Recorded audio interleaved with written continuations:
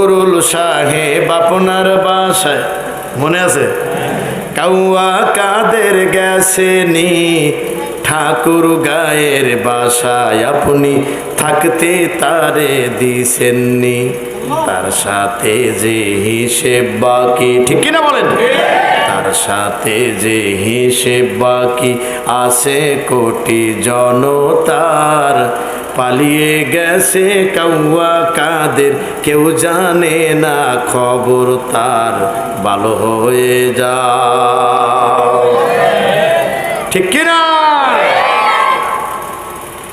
কত কথা শুনবেন, মানে আমার এই আওয়াজ, আমি গানগুলো শুনতে পারলাম না। আর একটা গান এরকম আছে, বুবু গো ও বুবু তুমি কেমন নৌকার মাঝি, কন না কেন? এখন তোমার নৌকা চলে না, কথা কন না, এখন তোমার নৌকা চলে না,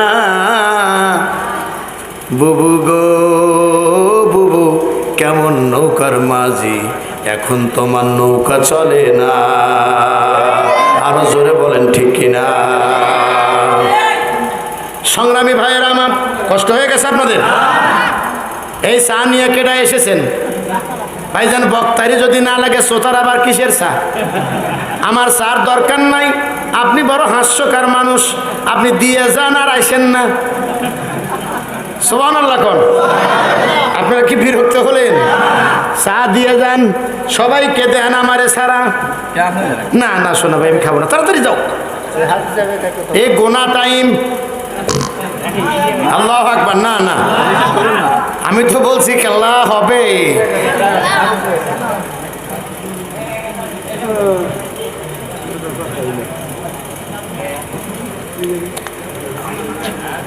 ভাই ভাই যান যান যান, 1 মিনিট গেল, দিয়ে দেন একজনকে। আরে খান না মিয়া, বক্তা ওয়াজ করতেছে, আপনারা খান, সমস্যা কি? চিল্লায় বলেন আল্লাহু আকবার। সংগ্রামী ভাইয়েরা আমার, যে কথা বলতেছিলাম, পরকালের প্রতি বিশ্বাস 1 নাম্বার মনে রাখবেন, আল্লাহর প্রতি বিশ্বাস 2 নাম্বার পরকালের প্রতি বিশ্বাস। এবার পরকালের প্রতি যদি বিশ্বাস আপনাদের থাকে, একটু আওয়াজ দিয়ে বলেন তো, পরকালে আল্লাহ মানুষকে জীবিত করবে, এই কথার মধ্যে কোনো সন্দেহ আছে নাকি? পারবে কি তিনি? এটা আওয়াজ দেবেন, তিনি পারবেন? সুবহানাল্লাহ বলেন। একটু আওয়াজ দিয়ে বলেন তো, কোন জিনিস প্রথম সৃষ্টি করা কঠিন না পরে সৃষ্টি করা কঠিন? প্রথম যদি আল্লাহ মানুষ বানাতে পারে, ওই মানুষকে মাটির সাথে মিশায়া আবার আল্লাহ জীবিত করবে, এটা আল্লাহ সামান্য সিস্টেম মাত্র। আল্লাহ বলবেন কোন হও, হয়ে যাবে। আর একটা কথা মনে রাখবেন, মানুষকে কবরে দেওয়ার পরে মাটি সব খেয়ে ফেলে, একটা জিনিস খেতে পারে না। সেই জিনিসটার নাম হলো মেরুদণ্ডের হাড়। কোনটা? এই মেরুদণ্ডের হাড়টা কেবল মাটি গ্রহণ করে না, কারণ এই মেরুদণ্ডের হাড় থেকে আল্লাহ রাব্বুল আলামিন আবার মানুষ সৃষ্টি করবেন। 6 দিন পর নখ খসে যাবে, 9 দিন পর চুল। কবর গাঘের সামান নিতে কইর না কেউ ভুল, কবর জায়গা ভালো নয়, কবর জায়গা ভালো নয়, আমল দিয়ে কবর গৃহ সাজিয়ে নিতে হয়। 17 দিন পেট ফেটে সব পোকার খাদ্য হবে,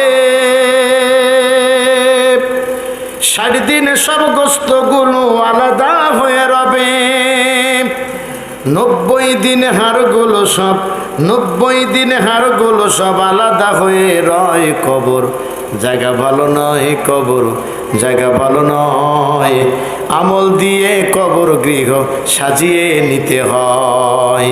6 দিন পর নখ খসে যাবে, 9 দিন পর চুল। কবর গাঘের সামান নিতে কইর না কেউ ভুল, কবর জায়গা ভালো নয়, কবর জায়গা ভালো নয়, আমল দিয়ে কবর গৃহ সাজিয়ে নিতে হয়। আমল ঠিক তো সব ঠিক, আমল ঠিক নাই তো কিছুই ঠিক নাই। চিল্লায় বলেন ঠিক কিনা? আমার বন্ধু, আমার ভাইয়েরা, সুতরাং এই পৃথিবীর বুকে যদি আপনি চলতে চান, মানুষের তৈরি করা আইনকে বাদ দিয়ে আল্লাহর আইন মানতে হবে। চিল্লাবেন, কার আইন মানতে হবে? আল্লাহর আইন মানতে হবে। এই আল্লাহর আইন মানতে গিয়ে যদি আমার আপনার জীবনও চলে যায়, তারপরও আমাদের ছেড়ে দেওয়া যাবে না। মনে রাখতে হবে, যদি আল্লাহর আইন যদি সমাজের বুকে বাস্তবায়িত না হয়, তাহলে মনে রাখবা মুসলমানেরা, আমার আপনার মতো মানুষ ঈমান নিয়ে কবরে যাবে, এই গ্যারান্টি দেওয়া সম্ভব নয়। মানতে হবে কাকে? আল্লাহ। আর কোরআনের আইন এবং রাসূলের সুন্নাহ মানতে হবে, আর বাইরে কিছু মানা যাবে না। আমরা এই ব্যাপারে একটা ইসলামিক গানের একটু কলি বলবো কি? ইনশাল্লাহ বলবো। আমার সাথে বলবেন না সবাই? কি বলেছে তোমার পীর, কি বলেছে আকাবির, কি বলেছে তোমার বাপ দাদারা, ঠিক কিনা বলেন? বলেন, কি বলেছে তোমার পীর, কি বলেছে আকাবির, কি বলেছে তোমার বাপ দাদারা। ওইসব কিচ্ছা ছাড়ো যদি বন্ধু পারো, ওইসব কিচ্ছা ছাড়ো যদি বন্ধু পারো, কোরআন হাদিস জেনে বুঝে একটু তুমি পড়ো, আল কোরআনটা বুকের মাঝে আঁকড়ে তুমি ধরো।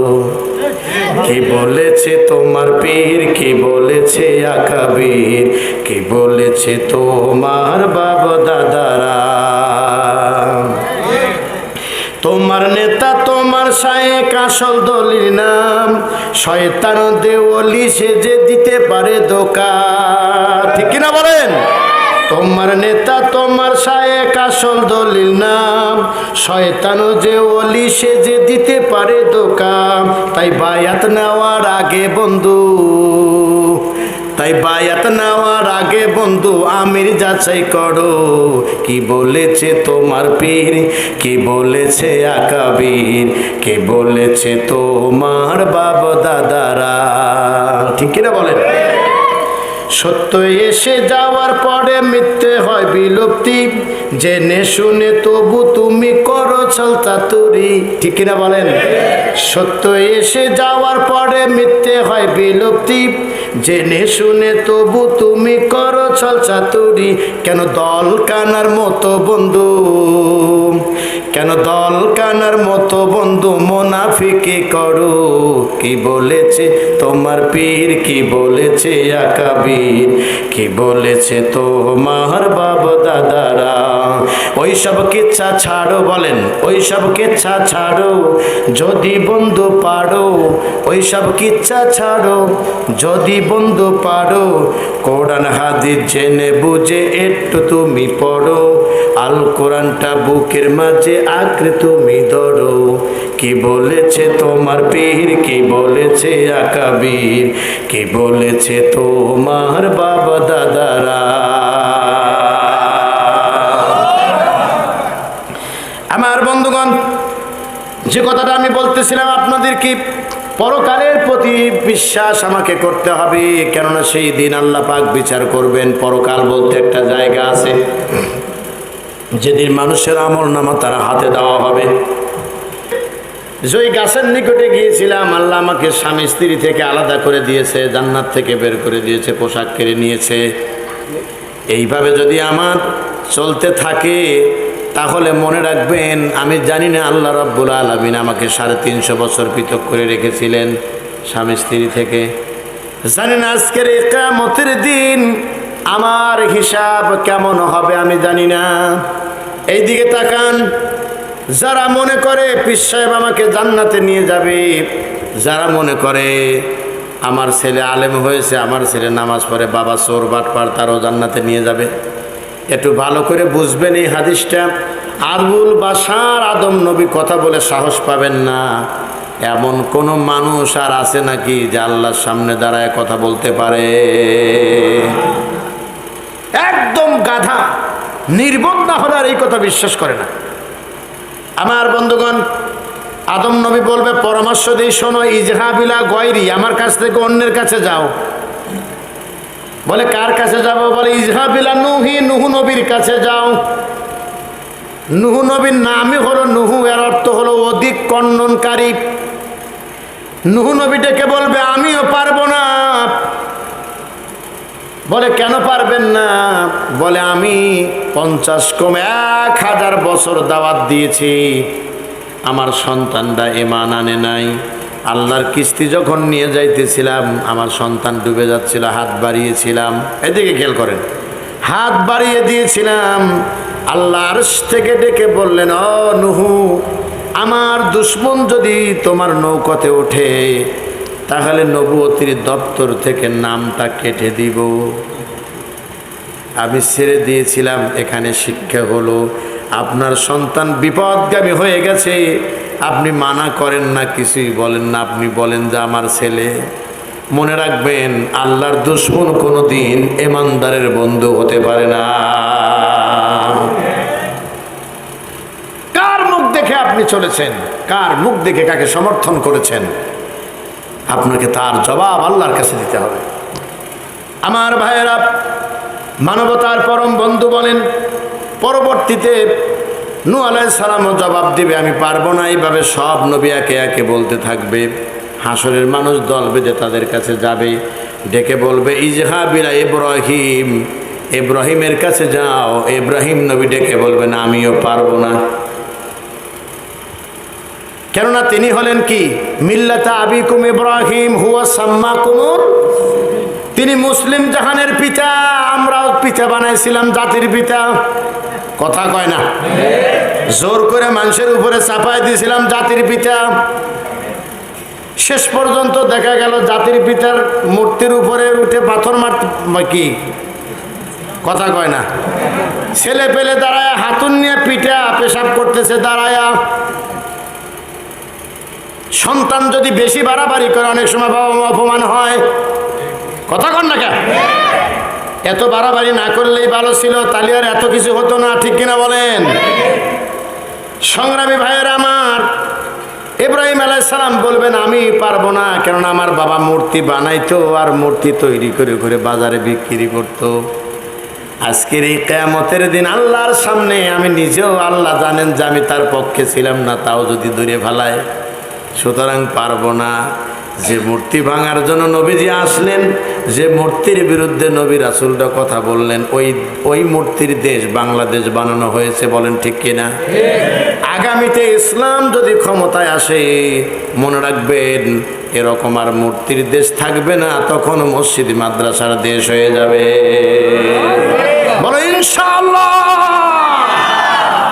অন্য ধর্মের মানুষ তাদের ধর্ম তারা স্বাধীনভাবে পালন করবে, তাদের পার্সোনাল ব্যাপার। কথা বলেন ঠিক কিনা? আমার বন্ধুগণ, নাটকের কোনো শেষ ছিল না। এই জায়গায় মূর্তি ভেঙে ওই জায়গায় আর এক কাজ, গাড়া দাও বাজার ঘাটি না, ওই বাজার ভিতরে যে কি বলে আপনার ওই হলদিগড়ের পাশে না কি বলে, আমি তো এলাকা তাও বুঝি না কোনটা হলদিগড় আর কোনটা কি মানে কাদা পাড়া না কি পাড়া, মানে এতটা মনেও থাকে না। আল্লাহু আকবার কোন, রাগ করতেছেন আপনারা? আমার এই সংগঠন থেকে বলা হলো কয়েকটা ত্রাণের কাপড় দেব, তে তোমারে মানুষ যাইতে বলছে একটু ওয়াজ করবে।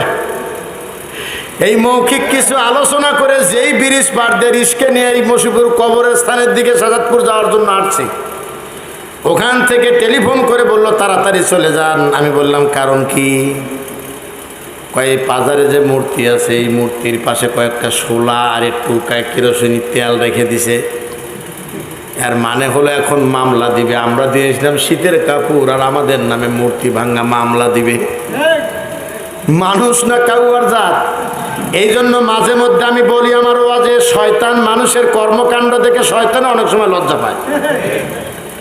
আমি যে শয়তান তা আমিও তো অত জানি না, তোরা এত দুষ্ট কিভাবে? কথা কর না কেন?